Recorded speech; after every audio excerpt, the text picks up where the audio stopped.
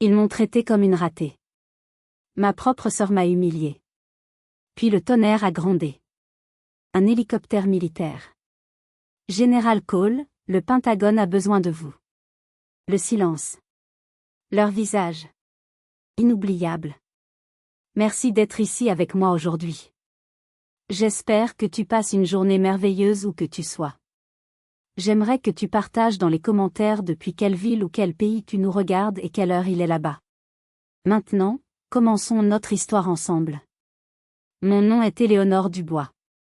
En poussant les lourdes portes en chêne du château de Villette, je suis rentrée dans une machine à remonter le temps qui ne me voulait aucun bien. 20 ans. 20 ans que je n'avais pas revu la plupart de ces visages, et pourtant, en moins de 5 minutes, j'ai compris que pour eux, le temps s'était figé. J'étais toujours la même. L'insignifiante. La soirée des anciens du lycée Henri IV se tenait dans ce joyau du Vexin, un décor de cinéma privatisé pour célébrer des succès que je n'étais pas censé comprendre. Le gravier crissait sous mes escarpins pratiques, des chaussures faites pour marcher, pas pour être vu. Le voiturier avait à peine levé les yeux de son téléphone en prenant les clés de ma modeste Peugeot, un geste de dédain si habituel qu'il en était presque invisible. Merci, murmuré de ma part, et je me suis avancée, ma pochette noire serrée sous le bras comme une armure dérisoire. À l'intérieur, un lustre monumental déversait une lumière dorée sur un parterre de gens qui brillaient déjà de leur propre éclat. Les rires fusaient, aigus, performatifs. Les coupes de champagne s'entrechoquaient dans un tintement cristallin qui sonnait comme la monnaie du succès. Une hôtesse au sourire impeccable m'a tendu un badge. Éléonore Dubois. Écrit en Times New Roman, sans fioriture. Pas de titre, pas de distinction, pas de poids. À côté, les autres badges scintillaient de promesses tenues, docteur. Antoine Mercier, Céline Logier, associé, Paul-Henri de Valois, député. Une délicate attention de ma sœur, Chloé, l'organisatrice de cet événement grandiose. Elle avait toujours eu le sens du détail, surtout quand il s'agissait de remettre les gens à leur place. Ma place. Je portais la chevalière de Saint-Cyr, mais elle était discrètement tournée vers l'intérieur de ma paume. Personne ne la verrait. C'était exactement ce que je voulais. La grande salle de bal s'ouvrait comme une scène de théâtre. Des tables rondes drapées de lin ivoire, des compositions florales extravagantes, un gâteau à 6 étages qui trônait comme une idole païenne. Sur un écran géant, un diaporama de souvenirs défilait en boucle. Le club de débat, le voyage scolaire à Rome, le bal de promo. Chloé était sur la moitié des photos, un sourire éclatant vissé aux lèvres. J'apparaissais sur 3, peut-être 4, toujours en arrière-plan, le regard un peu ailleurs, comme si j'observais une autre réalité. Chloé, ma sœur cadette, était déjà au centre de toutes les attentions. Sa robe rouge, une création qui semblait avoir été cousue sur elle, captait la lumière et les regards. Sa voix, amplifiée par le micro, coulait avec un charisme étudié. Et après 15 ans comme éditorialiste politique et consultante pour les plus grandes chaînes, je suis fière de dire que je conseille aujourd'hui des personnalités au plus haut sommet de l'État, disait-elle avec un rire parfaitement calibré. Mais je n'oublierai jamais d'où je viens. D'ici. D'Henri IV. Elle a marqué une pause, balayant la salle du regard. Et bien sûr, je dois remercier ma grande sœur, Éléonore, qui est parmi nous ce soir, pour m'avoir toujours rappelé l'importance de rester simple. Un petit rire a parcouru l'assemblée, des gens incertains de savoir s'il s'agissait d'un compliment ou d'une pique. Je n'ai pas tressailli. C'était tout le talent de Chloé, transformer une louange en arme. J'ai trouvé ma place à la table 14, la plus éloignée de l'estrade, près des portes battantes des cuisines. Pas de centre de table fleuri ici, juste des assiettes à pain et des verres à eau. De l'autre côté de la salle, Adrien Marchal m'a repéré. Il n'avait pas beaucoup changé. Toujours aussi grand, le même sourire suffisant accroché aux lèvres. L'héritier des aciéries Marchal, un empire industriel qui lui donnait l'impression de posséder le monde. Il a traversé la salle, son costume impeccable, un verre de whisky à la main, et s'est penché vers moi avec ce rictus qui n'avait pas mûri d'un jour. Éléonore. Toujours à pousser de la paperasse dans un ministère poussiéreux à Bercy? Ou tu as eu une promotion au service des archives? J'ai esquissé un sourire crispé. Bonsoir, Adrien. Je vois que tu es toujours aussi subtil. Il a ri, un rire bruyant qui a fait se retourner quelques têtes. Je plaisante. Mais sérieusement, qu'est-ce que tu deviens? Tu avais tout pour réussir. Et puis, pouf. Disparu des radars. Avant que je puisse répondre, une femme en robe de soie, assise à côté de lui, a murmuré assez fort pour que je l'entende. Elle n'a pas fini son droit? Quel dommage. Un tel potentiel gâché. Mon regard a croisé celui de Sophie Lefebvre, à 3 tables de là. Une ancienne camarade, aujourd'hui archiviste à la Bibliothèque nationale. Elle m'a offert un sourire discret, un mélange de pitié et de solidarité. J'ai répondu par un léger hochement de tête. C'était la seule personne dans cette pièce qui ne semblait pas jouer un rôle. Elle observait, tout simplement. Le reste de la soirée promettait d'être long. Très long. Le dîner a été servi dans un ballet de serveurs silencieux et efficaces. Filet de bœuf, purée truffée, un vin hors de prix dont je n'ai pas su apprécier le bouquet. J'étais assise en silence, écoutant les conversations autour de moi, des discussions sur des introductions en bourse, des acquisitions immobilières à Saint-Barthélemy et les difficultés de trouver une bonne nounou bilingue à Neuilly. Un monde qui m'était aussi étranger que la face cachée de la lune. Chloé a fait le tour des tables, une reine visitant ses sujets. Elle s'est arrêtée à la mienne, m'a gratifiée d'une accolade théâtrale qui sentait le parfum cher et l'ambition. « Oh, ma chérie, je suis si contente que tu aies pu venir » a-t-elle lancé, sa voix portant juste assez pour que les tables voisines entendent. « Cette robe est si, toi. Toujours aussi pratique. » Le mot était lâché. Pratique. L'antithèse de tout ce que cette soirée représentait. « C'est juste une robe, Chloé » ai-je répondu calmement. « Bien sûr » a-t-elle rétorqué en penchant la tête, un sourire indulgent sur les lèvres. « Tu sais, on devrait vraiment prendre le temps de se parler. Tu dois avoir tellement d'histoires à raconter, j'en suis sûre. »« Seulement des histoires silencieuses » ai-je répliqué. Son sourire s'est légèrement crispé. Elle n'aimait pas ne pas comprendre. Elle a tourné les talons, sa robe rouge ondulant derrière elle comme un sillage de pouvoir. Adrien est revenu à la charge, cette fois accompagné de 2 autres anciens camarades. L'un d'eux, un homme au teint hâlé et à la montre ostentatoire, m'a dévisagé. « Attends, je me souviens de toi. Dubois. Tu étais parti, à l'armée, c'est ça? Après la prépa. Quelle idée bizarre. » L'autre a éclaté d'un rire gras. « À l'armée? Sérieux? Mais pour faire quoi? Secrétaire dans un bureau? Sergent-chef au mess? » Plusieurs têtes se sont tournées. Des rires étouffés ont fusé. Adrien semblait amusé par la situation, le prédateur observant sa proie se faire chahuter par la meute. Chloé, qui observait la scène de loin, n'a rien dit. Elle a simplement levé son verre dans ma direction avec un petit sourire énigmatique. J'ai pris une gorgée d'eau. Le verre tremblait imperceptiblement dans ma main, mais je l'ai tenu fermement. L'air de la salle semblait s'être alourdi, comme si la gravité avait décidé de se concentrer sur ma petite table au fond. Mais je ne les ai pas laissés m'entraîner vers le bas. J'avais passé 20 ans à apprendre à encaisser sans broncher, à transformer la peur et la colère en une énergie froide et contrôlée. C'est à ce moment que Madame Duval, notre ancienne professeure d'histoire-géographie, a jugé bon de faire son apparition. Une femme sèche et anguleuse qui avait toujours voué un culte à Chloé et un mépris à peine dissimulé à mon égard. Elle s'est approchée, m'ignorant royalement pour s'adresser à mes voisins de table. N'est-ce pas merveilleux? Voir tous ces jeunes gens brillants réussir. Surtout Chloé. Je l'ai toujours su. Elle avait cette flamme, cette ambition dévorante. Elle a marqué une pause, puis a ajouté en me jetant un regard oblique, certaines, hélas, choisissent des chemins plus modestes. Il faut de tout pour faire un monde, n'est-ce pas? Même des vies sans éclat. L'humiliation était totale, publique, et orchestrée avec une précision chirurgicale. Je n'ai pas répondu.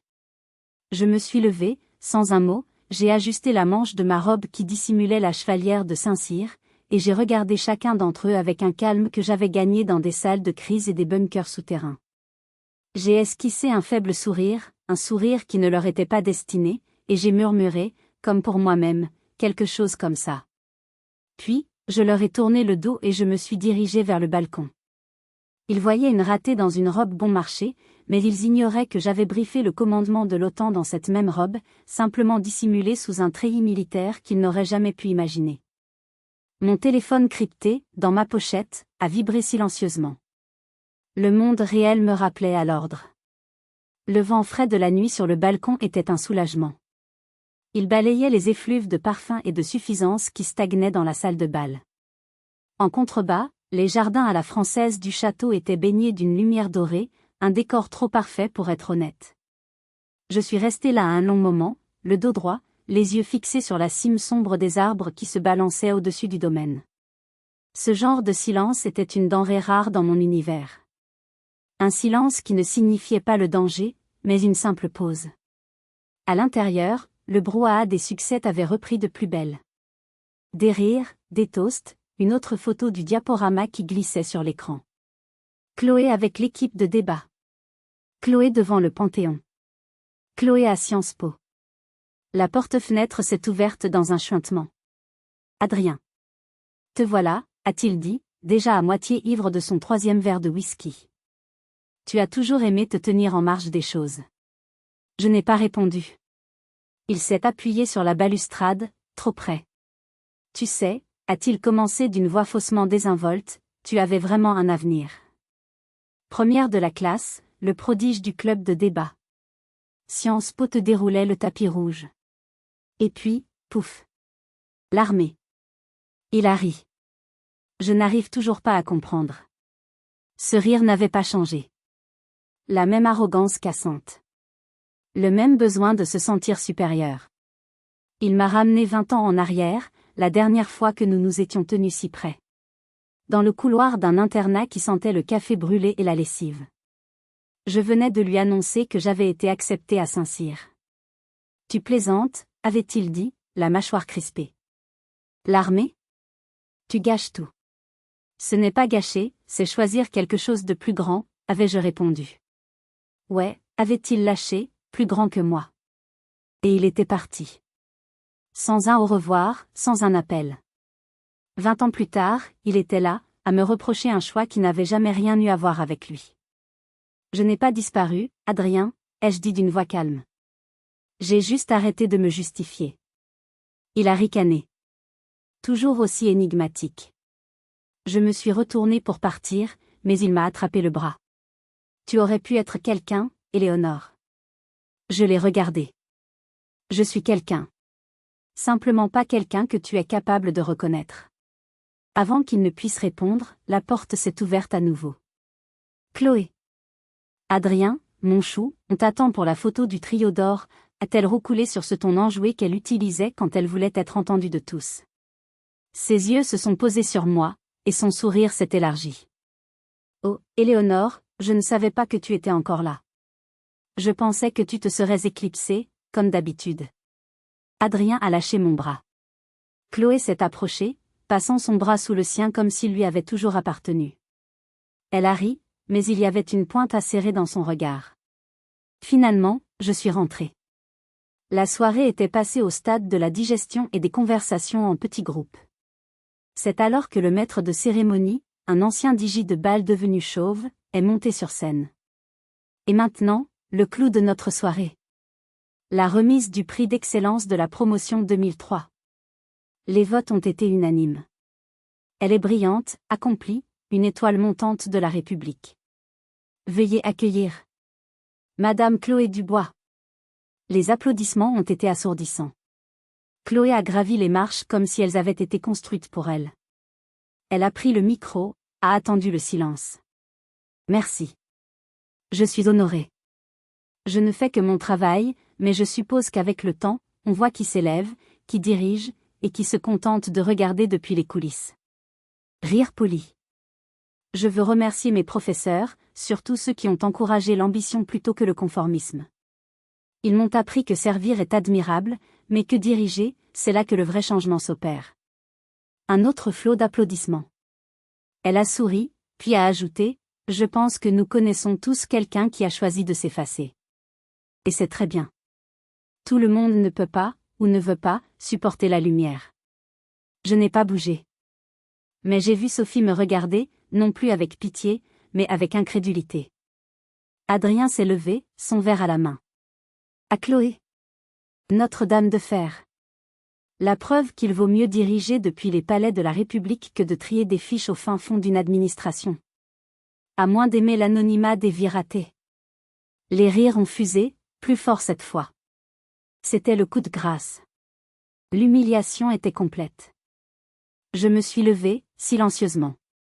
Personne n'a remarqué mon départ, sauf Sophie, qui a suivi ma silhouette du regard avec une inquiétude visible. J'ai glissé entre les tables, mes talons s'enfonçant sans un bruit dans l'épaisse moquette. Adrien a bien tenté de m'appeler, et « Éléonore, attends, je ne voulais pas. » Je n'ai pas ralenti. Il n'y avait plus rien à entendre. Le couloir était plus frais, plus sombre, loin des lumières et des souvenirs soigneusement sélectionnés. Je suis passé devant les photos de notre année de terminale, la pièce de théâtre, les remises de prix, le voyage scolaire. Des visages jeunes et pleins d'une assurance que la vie n'avait pas encore éprouvée. J'ai poussé une porte et me suis retrouvée à nouveau dans les jardins du château. La nuit m'a enveloppée comme une armure. Le ciel au-dessus du domaine était d'un noir de velours, ponctué d'étoiles que je n'avais pas vues depuis des jours, trop occupé par les plafonds bas des salles de réunion et la lumière artificielle des écrans. J'ai pris une profonde inspiration, laissant l'air frais nettoyer mes poumons de l'atmosphère viciée de la salle de bal. Pendant un instant, ces étoiles m'ont ramené à d'autres nuits, des nuits couleur de sable au Sahel, des nuits passées à déchiffrer des cartes de terrain à la lueur filtrée de la lune, des nuits où le silence était synonyme de danger imminent, et non de mépris social. 15 ans plus tôt, j'avais commandé une opération si sensible que nous avions dû brûler chaque bribe de documents de planification après coup. Une réussite, mais qui avait eu un coût. 3 de mes hommes n'étaient jamais rentrés. Leur nom n'avait jamais fait les gros titres. J'avais donné l'ordre final. J'étais la plus jeune officier à avoir jamais porté une telle responsabilité. Pas de médaille, pas de citation, juste une seule ligne sur un serveur crypté, opération terminée. Aucune attribution. Compte rendu scellé pour une durée indéterminée. Je portais ces silences comme des décorations que personne ne pouvait voir. Mon téléphone a vibré dans ma pochette. Pas une vibration de notification ordinaire, mais une pulsation basse et discrète, le signal d'un message entrant sur le réseau sécurisé. Je l'ai sorti.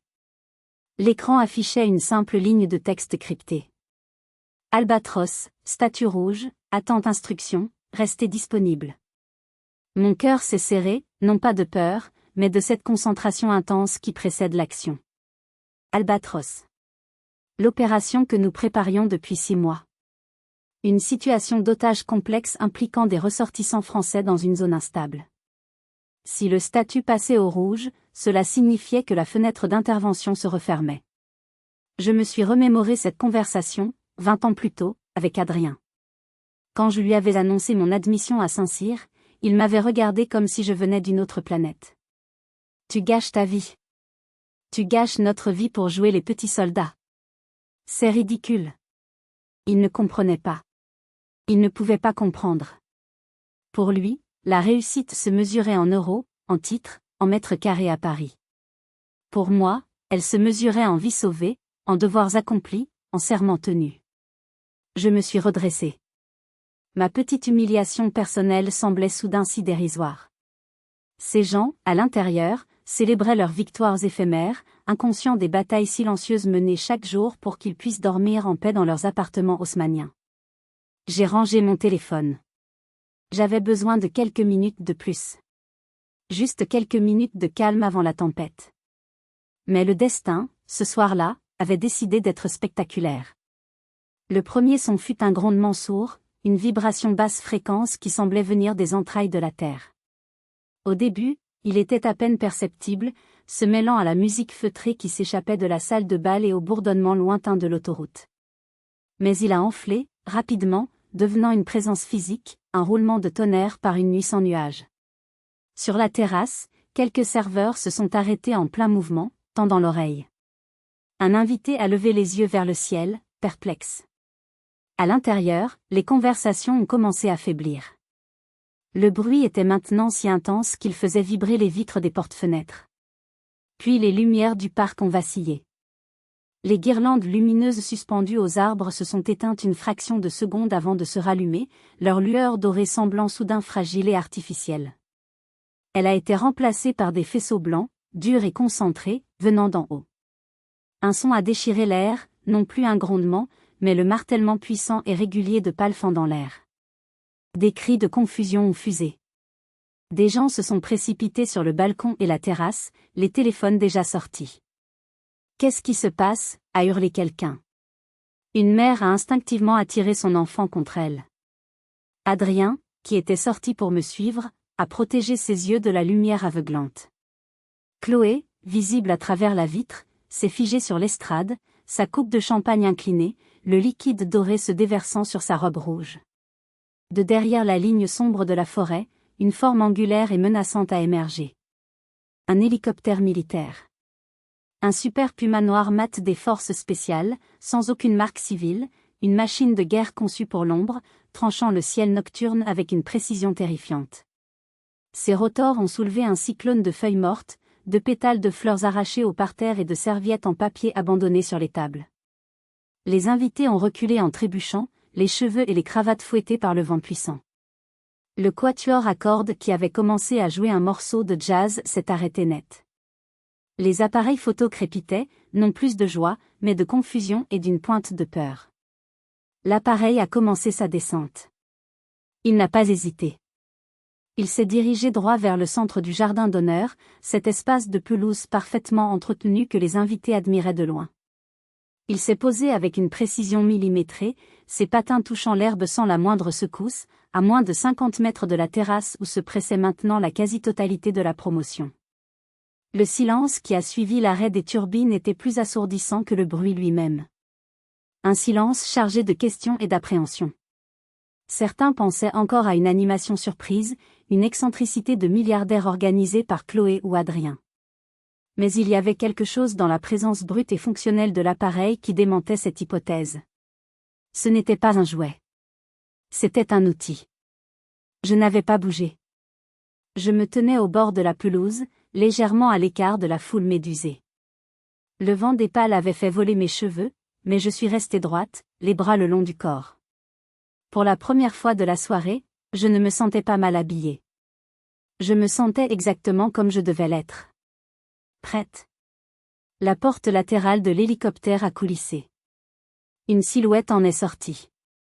Un homme en tenue de combat, casque et gilet pare-balles, fusil d'assaut en bandoulière.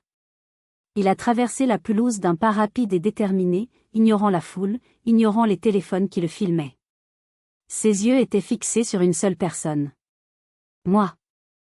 L'homme qui s'avançait vers moi était le commandant Valois. Un officier que j'avais moi-même formé, un homme dont le calme sous le feu était légendaire dans nos cercles. Son visage était un masque de concentration. Il a traversé la pelouse comme s'il marchait dans un champ de mines, chaque pas mesuré, chaque mouvement empreint d'une urgence contenue. La foule sur la terrasse était pétrifiée. Le silence était si complet que j'entendais le crissement de ses bottes sur l'herbe humide. Il a ignoré les exclamations étouffées, les murmures incrédules. Il a ignoré Chloé, dont le visage était une étude en confusion, et Adrien, qui avait reculé d'un pas comme s'il avait vu un fantôme. Le commandant Valois s'est arrêté à exactement 2 mètres de moi. Il s'est mis au garde à vous, un mouvement sec et précis qui contrastait avec l'ambiance décadente de la soirée. Puis, il a exécuté un salut militaire impeccable, la main frôlant la tempe, le regard droit devant. Et d'une voix forte et claire, une voix de commandement habituée à couvrir le bruit des explosions et à être obéie sans discussion, il a parlé. Ces mots ont frappé l'air comme une détonation. Mon général Dubois. Pardon de vous déranger. L'opération Albatros est déclenchée. La France a besoin de vous. Immédiatement. Mon général Dubois. Le titre a résonné dans le silence de la nuit. Il a plané au-dessus des têtes des PDG, des médecins, des avocats, des politiciens. Il a fait voler en éclats 20 ans de mépris, d'indifférence et d'humiliation. Un verre s'est brisé sur la terrasse. J'ai entendu un hoquet de stupeur. Derrière moi, la voix d'Adrien, à peine un murmure, a craqué. Général ? Non. C'est pas possible. Tous les regards ont convergé vers moi. Je n'étais plus la femme effacée à la table 14.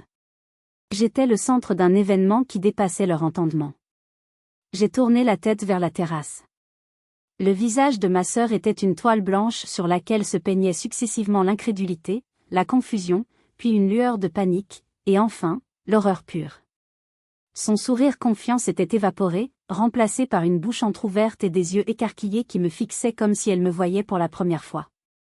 Elle a reculé, heurtant une table, faisant teinter des verres. Adrien s'est littéralement effondré sur une chaise en rotin, qui a gémi sous son poids. Son visage, habituellement si arrogant, était livide. Il a passé une main tremblante sur son visage, murmurant des mots inaudibles. Seule Sophie Lefebvre, l'archiviste, avait une réaction différente. Elle se tenait droite, les mains jointes devant elle, et des larmes silencieuses coulaient sur ses joues. Mais elle souriait. Un sourire de validation, de justice enfin rendue. Le commandant Valois m'a tendu une tablette sécurisée. Les dernières informations, mon général. La situation s'est dégradée plus vite que prévu. J'ai pris la tablette, mon visage impassible. J'ai hoché la tête une seule fois. Compris, commandant. Allons-y. Je n'ai pas jeté un regard en arrière. Je n'en avais pas besoin. Pendant que je suivais le commandant vers l'hélicoptère, j'entendais le chaos éclater derrière moi. Des chuchotements qui devenaient des exclamations. C'est une blague, tu savais, toi, général ? Elle. Je suis monté dans l'appareil. Le commandant Valois a refermé la porte. À travers le hublot, j'ai vu une dernière image, une foule de silhouettes figées dans la lumière crue des projecteurs, des visages tournés vers le ciel, et au milieu d'eux, ma sœur, Chloé, seule sur son estrade, sa robe rouge soudain terne, son monde venant de s'écrouler. L'hélicoptère a décollé dans un vacarme assourdissant, laissant derrière lui une assemblée en état de choc et 20 ans de mensonges réduits en cendres. À l'intérieur du Super Puma, le monde de la fête a disparu instantanément. L'odeur du champagne a été remplacée par celle, plus âcre, du kérosène et du métal froid. Le commandant Valois m'a tendu un casque de communication et un gilet pare-balles.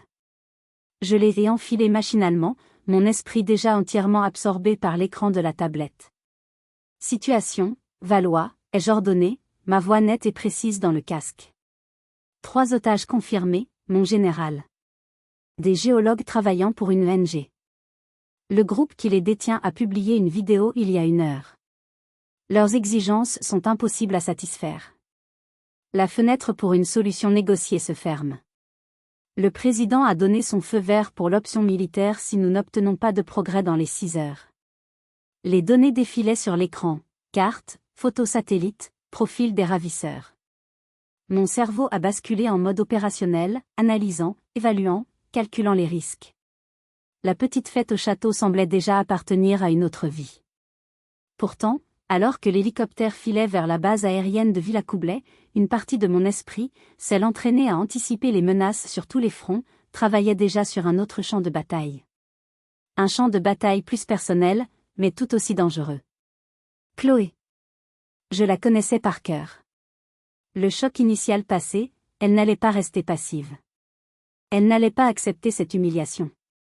Son instinct de survie, son talent pour la communication, allait la pousser à agir. Elle allait tenter de reprendre le contrôle du récit. De transformer mon histoire en la sienne. Ma sœur, cette héroïne secrète ? Je savais, mais je respectais son silence. Ce genre de rhétorique mielleuse et fausse. Elle allait essayer de se positionner comme la gardienne de mon secret, la sœur aimante et protectrice. Et dans le chaos médiatique qui allait inévitablement suivre, sa version pourrait prendre racine. Je ne pouvais pas laisser faire ça. Pas après 20 ans. Nous avons atterri. Une voiture blindée nous attendait sur le tarmac. Pendant le court trajet vers le centre de crise de la DGSE, j'ai pris une décision. Il ne s'agissait pas de vengeance. Il s'agissait de stratégie. De vérité.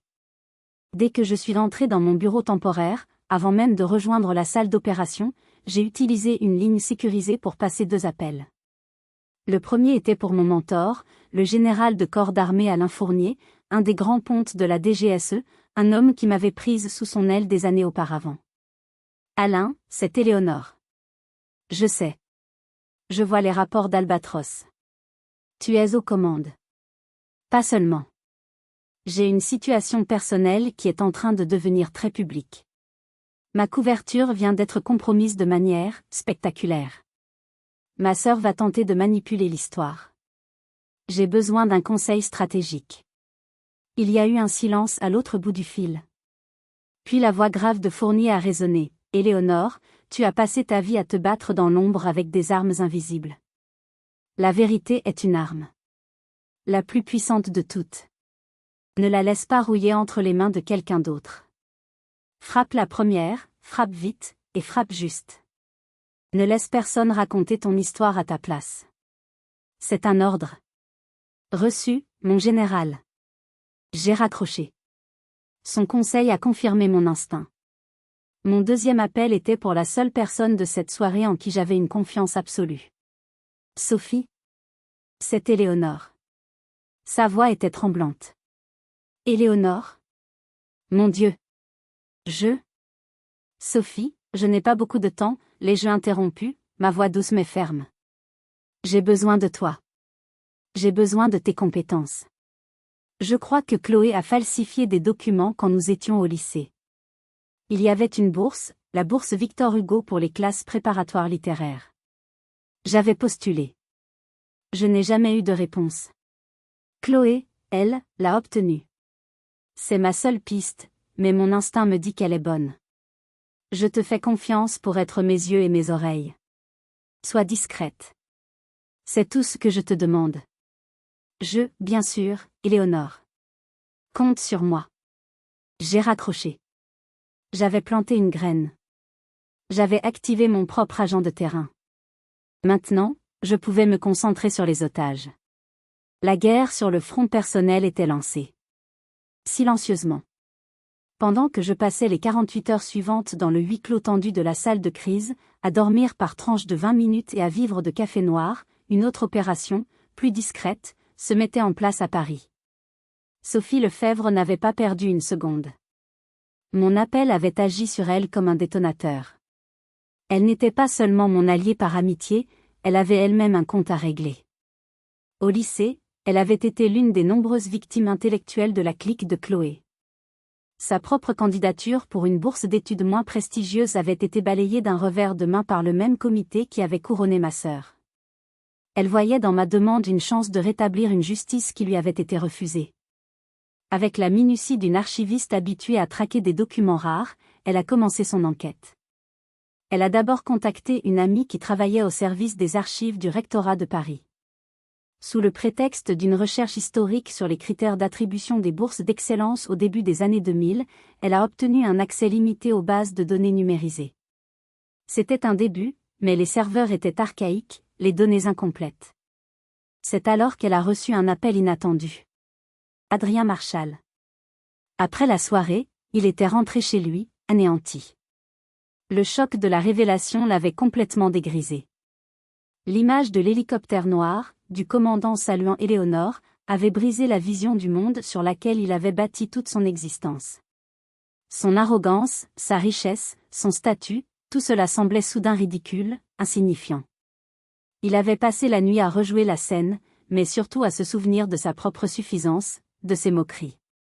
La honte le rongeait. Il a essayé de m'appeler, mais mon numéro n'était plus attribué. Il a compris que je lui avais fermé la porte, et qu'il le méritait. Mais il ne pouvait pas rester sans rien faire. Il se souvenait de mon amitié avec Sophie au lycée, du regard complice qu'elles avaient échangé pendant la soirée. Il a trouvé son numéro et a appelé. Sophie ? C'est Adrien Marchal. Que voulez-vous ? A-t-elle répondu froidement. Écoutez, j'ai été un parfait crétin. Un idiot. Il n'y a pas d'autre mot. Ce qui est arrivé à Éléonore, ce que nous lui avons fait. Je veux l'aider. Je ne sais pas comment, mais je veux réparer. Sophie était méfiante. Et comment comptez-vous faire ça ? J'ai des moyens, a-t-il dit simplement. De l'argent. Des contacts. Dites-moi ce que je peux faire. Sophie a hésité, puis elle a compris. La repentance d'Adrien pouvait être un outil. Éléonore m'a demandé de chercher quelque chose dans les archives du lycée. C'est compliqué. Rien n'est compliqué quand on y met le prix, a rétorqué Adrien, retrouvant un peu de son assurance, mais cette fois au service d'une bonne cause. Dites-moi ce dont vous avez besoin. Son aide a été décisive. Il n'a pas posé de questions. Il a financé discrètement les services d'un expert en investigation numérique, un ancien de la DGSI reconverti dans le privé. L'expert, sous la direction de Sophie, a pu naviguer dans les méandres des serveurs du rectorat, récupérer des fragments de mails effacés et reconstituer des pistes que Sophie seule n'aurait jamais pu trouver. L'alliance était improbable, l'archiviste méthodique, le milliardaire repenti et le cyberenquêteur. Ils formaient une équipe de l'ombre, travaillant sans relâche pendant que je négociais la vie de 3 hommes à l'autre bout du monde. La repentance d'Adrien n'était pas passive, il s'investissait corps et âme, comme pour laver son honneur et tenter d'obtenir une rédemption qu'il savait ne pas mériter. Il avait compris que son argent, pour la première fois de sa vie, pouvait servir à construire quelque chose de juste plutôt qu'à étaler sa supériorité. L'opération Albatros s'est terminée par un succès.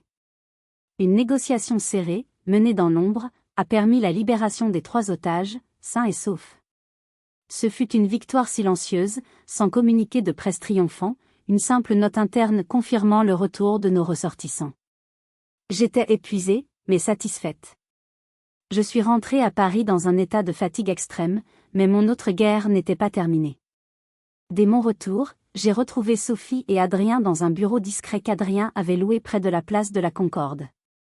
Le visage de Sophie était grave, mais ses yeux brillaient d'une lueur de triomphe. Adrien, lui, semblait plus humble que je ne l'avais jamais vu. Il n'osait à peine me regarder. Nous avons trouvé, a dit Sophie en posant un dossier cartonné sur la table. Nous avons tout trouvé. Et c'est pire que ce que tu imaginais. Je me suis assise et j'ai ouvert le dossier. C'était un véritable arsenal, un réquisitoire implacable compilé avec une précision chirurgicale. La première pièce était la preuve irréfutable concernant la bourse Victor Hugo. Ils avaient retrouvé la chaîne de mai. Mon dossier de candidature, excellent, avait été classé premier par le comité de sélection. Puis, un email, envoyé depuis un cybercafé près du lycée, avait été adressé au président du comité. L'expéditeur se faisait passer pour moi et annonçait mon désistement pour raisons personnelles. L'adresse IP, bien que difficile à tracer après 20 ans, correspondait à une session ouverte juste après un email envoyé par Chloé depuis son compte personnel. La corrélation était évidente. 2 jours plus tard, le dossier de Chloé, initialement classé 3e, était remonté en première position et elle avait obtenu la bourse. Elle avait volé ma place. Mais ce n'était que le début. Adrien a pris la parole, sa voix basse et pleine de remords.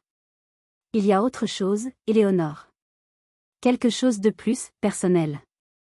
Il a sorti une autre liasse de papier. C'était une copie d'une lettre. Une lettre anonyme, tapée à la machine, qui avait été envoyée à l'administration de l'école spéciale militaire de Saint-Cyr juste après mon admission.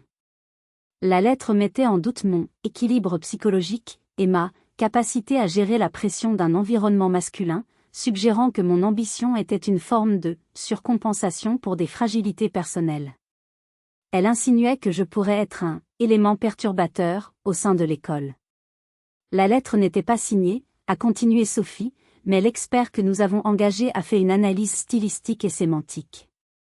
Les tournures de phrases, le choix du vocabulaire, la structure argumentative, tout pointe vers Chloé. Il y a une probabilité de 95% qu'elle soit l'auteur. J'ai fixé la lettre, mon sang se glaçant dans mes veines. Ce n'était plus de la jalousie ou de la compétition. C'était une tentative de sabotage. Elle n'avait pas seulement voulu me voler une opportunité, elle avait voulu détruire ma vocation à la racine, avant même qu'elle n'ait pu s'épanouir. Elle avait essayé de m'empêcher d'entrer dans le monde qui est devenu toute ma vie. Heureusement, le comité d'admission de Saint-Cyr, habitué aux tentatives de déstabilisation, avait classé la lettre sans suite. Mais l'intention était là, noire et meurtrière. J'ai refermé le dossier. Je ne ressentais pas de la colère. C'était autre chose. Une clarté froide, absolue. La confirmation de ce que j'avais toujours su, au fond de moi, que l'ombre dans laquelle ma sœur m'avait maintenue n'était pas une conséquence de sa lumière, mais une prison qu'elle avait activement construite autour de moi. J'ai levé les yeux vers Sophie et Adrien. Merci. À tous les deux. Vous avez fait un travail remarquable. Je me suis levée. Maintenant, je sais ce qu'il me reste à faire. Je n'allais pas chercher la vengeance. J'allais exécuter une sentence. Je n'ai pas demandé à voir Chloé. Je l'ai convoquée. Un simple SMS, envoyé depuis un téléphone prépayé, salon privé, hôtel Lutetia. Demain, 15h. Sois seul.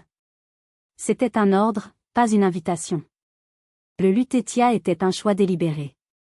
Un lieu chargé d'histoire, de résistance et de pouvoir, un palace de la rive gauche dont le luxe froid et imposant interdisait toute familiarité. Je voulais un terrain neutre, un lieu où nous ne serions pas Éléonore et Chloé Dubois, les deux sœurs, mais deux puissances s'apprêtant à négocier les termes d'une reddition. Je suis arrivée en avance, vêtue d'un tailleur pantalon sombre, sobre et impeccable. J'ai commandé un café noir et j'ai attendu. Le dossier était posé sur la table basse devant moi. Chloé est arrivée à 15h05, un léger retard calculé pour tenter d'affirmer une forme de contrôle. Elle portait un trench-coat de créateur et des lunettes de soleil, même à l'intérieur. Elle essayait de jouer le rôle de la star traquée par les médias depuis l'incident de la réunion. Elle a balayé le salon du regard, m'a repéré, et s'est approchée avec une démarche qu'elle voulait assurer. Elle s'est assise en face de moi, a retiré ses lunettes et a tenté un sourire. Éléonore. C'est donc ici que tu te caches. Le pays tout entier te cherche. Je n'ai pas répondu à sa tentative de diversion. J'ai simplement poussé le dossier vers elle. Ouvre-le. Son sourire s'est effacé. Elle a hésité, puis a ouvert le dossier. Ses yeux ont parcouru les premières pages, les preuves concernant la bourse Victor Hugo. Son visage a commencé à se crisper. Elle a tenté de bluffer. C'est ridicule. Des vieilles histoires d'étudiantes. Tu as toujours tout dramatisé. J'ai gardé le silence, mon regard fixé sur elle, un regard froid et clinique. Elle a tourné une autre page et est tombée sur la copie de la lettre anonyme envoyée à Saint-Cyr. Là, son assurance s'est fissurée. Une pâleur mortelle a envahi son visage. Elle a relevé la tête, ses yeux remplis d'une panique naissante. Je ne sais pas ce que c'est, a-t-elle balbutié. Épargne-moi tes mensonges, Chloé, ai-je dit, ma voix basse, sans aucune trace d'émotion. Ceci n'est pas un drame familial. C'est un bilan d'opération. Et tes opérations ont été découvertes. Voici les faits. Tu as volé mon avenir académique. Tu as tenté de saboter ma carrière militaire avant même qu'elle ne commence. Tu as passé 20 ans à construire ta réussite sur un socle de mensonges et de trahison à mon égard. Elle a essayé une autre tactique. Les larmes. Mais tu ne peux pas comprendre. La jalousie. J'étais si jalouse de toi. Tu n'avais besoin de personne, tu étais si forte, si sûre de toi. Moi, j'avais besoin qu'on me regarde. Assez, les jeux coupés net. Le mot est tombé comme une lame de guillotine. Tes états d'âme ne m'intéressent pas. Nous ne sommes pas ici pour que tu te confesses. Nous sommes ici pour que je te dicte mes conditions. Elle m'a regardée, stupéfaite. Elle s'attendait à des cris, des pleurs, une confrontation de sœurs. Elle faisait face à un général qui lui présentait les termes de sa défaite. Tu as 2 options, ai-je continué, implacable. Option 1, ce dossier, avec toutes les preuves, part demain matin chez le procureur de la République pour faux, usage de faux et dénonciation calomnieuse. Il part aussi en copie aux rédactions du Monde et de Mediapart. Ta carrière, ta réputation, ta vie publique, tout est terminé. Définitivement. Je l'ai laissé absorber le choc. Ses mains tremblaient. Option 2, ai-je repris. Tu vas faire une déclaration publique pour restaurer la vérité. Pas surtout, je te fais cette grâce. Mais tu vas publiquement reconnaître avoir manœuvré pour que mon nom soit retiré du tableau d'honneur du lycée, en présentant tes excuses. Ensuite, tu vas créer une fondation d'aide aux étudiants méritants issus de milieux modestes. Tu la financeras personnellement à hauteur du préjudice que tu m'as causé, un montant que mes avocats calculeront, indexé sur l'inflation et les intérêts. Et pour finir, tu disparaîtras de la sphère publique. Pas de télé, pas de radio, pas de consulting. Un exil médiatique total, pour une durée que j'estimerais moi-même nécessaire. Ce ne sont pas des suggestions, Chloé. Ce sont les termes de ta capitulation. Elle était anéantie. Les larmes coulaient maintenant sans retenue, des larmes de défaite, pas de remords. Elle a regardé le dossier, puis m'a regardé. Elle a compris qu'elle n'avait aucune issue.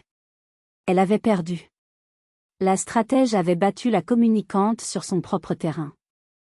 Je choisis l'option 2, a-t-elle murmuré, la voix brisée. Je le savais, ai-je répondu en me levant.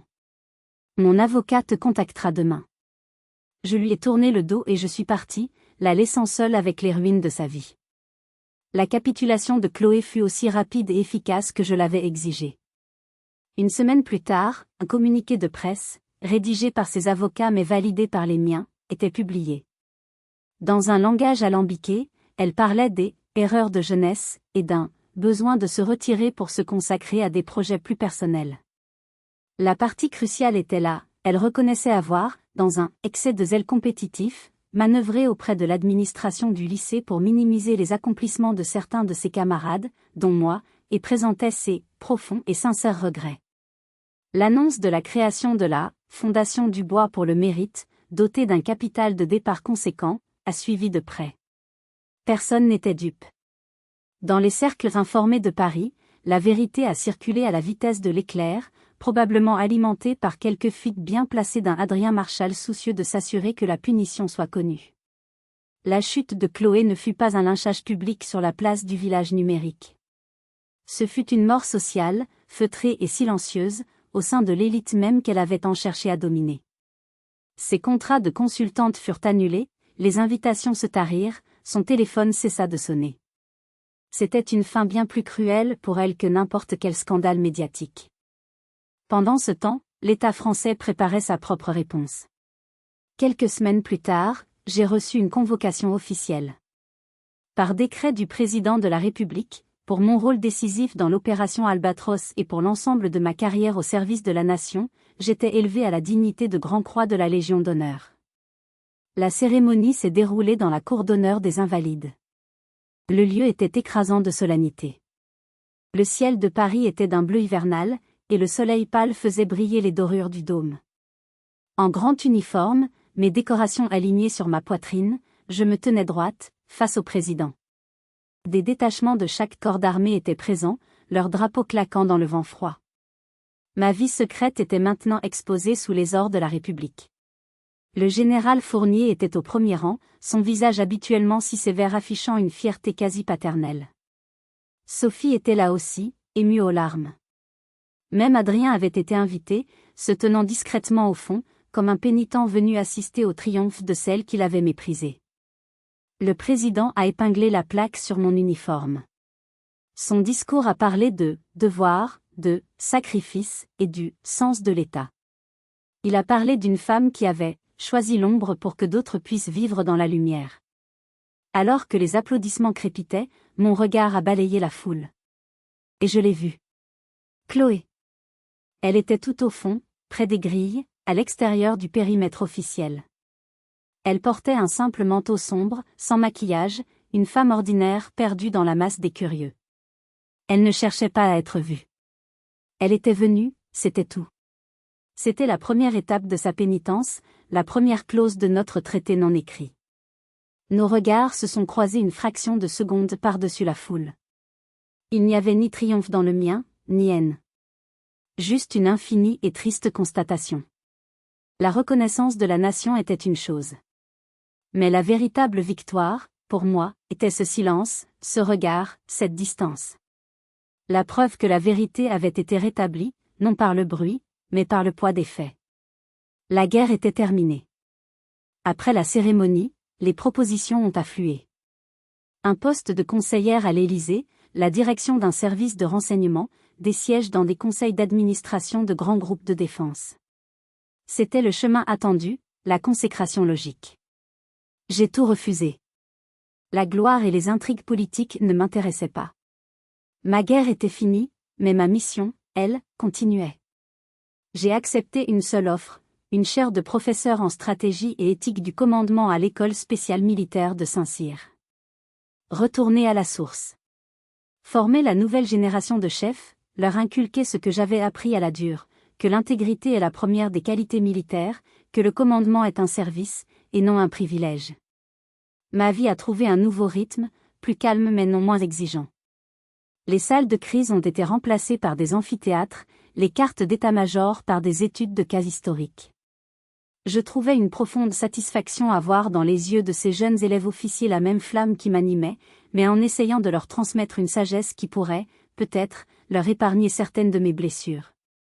Mon but était de former des leaders sur le principe de la vérité et du devoir, le contre-modèle absolu de ce que ma sœur avait incarné.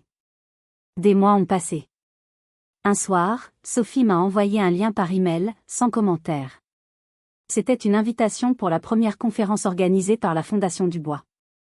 Le thème, le mérite contre le déterminisme social. Par curiosité, j'y suis allée, incognito, assise au fond de la salle. Chloé est montée sur scène. Elle avait changé. Plus de robes flamboyantes, plus de sourires carnassiers. Elle était vêtue simplement, sa voix était posée, presque humble. Elle n'a pas parlé d'elle. Elle a passé 30 minutes à mettre en lumière le parcours de 3 jeunes étudiants brillants, les premiers boursiers de sa fondation, en détaillant leurs difficultés et leur incroyable détermination. C'était sobre, factuel, et pour la première fois de sa vie, sincère. Elle utilisait son talent de communicante non pas pour se servir, mais pour servir les autres. Après la conférence, alors que je m'apprêtais à partir, elle m'a aperçue. Elle s'est approchée, sans assurance, presque timidement. Il n'y a pas eu d'accolade, pas de mots superflus. Le premier rapport d'activité de la Fondation est prêt, a-t-elle dit, comme un subordonné rendant compte à son supérieur. Je te l'enverrai.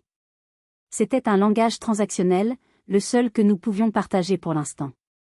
Une relation basée sur des faits, des actions, des preuves. La seule base possible pour une éventuelle reconstruction.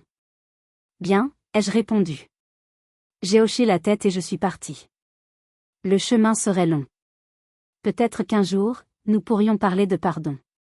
Peut-être pas. Mais cela n'avait plus d'importance. Quelque temps plus tard, je suis retourné dans mon ancien lycée, Henri IV, pour une cérémonie discrète. L'administration avait décidé de corriger l'histoire. Dans le hall d'honneur, une nouvelle plaque de marbre avait été installée. Elle portait simplement mon nom, ma promotion, et une phrase. Éléonore Dubois, au service silencieux de la nation. Alors que je regardais la plaque, j'ai remarqué une jeune lycéenne qui la contemplait avec des étoiles dans les yeux. Elle s'est tournée vers son amie et a murmuré, « C'est elle. C'est pour ça que je veux faire Saint-Cyr. » À cet instant, j'ai ressenti une paix profonde. Mon héritage n'était pas dans les médailles, ni dans la chute de ma sœur, ni même dans cette plaque de marbre. Il était dans ce murmure. Dans cette petite flamme que j'avais, sans le savoir, allumée chez une autre. La guerre était finie. La paix, elle, était enfin là. Une paix gagnée, non dans le bruit et la fureur, mais dans le silence et l'intégrité.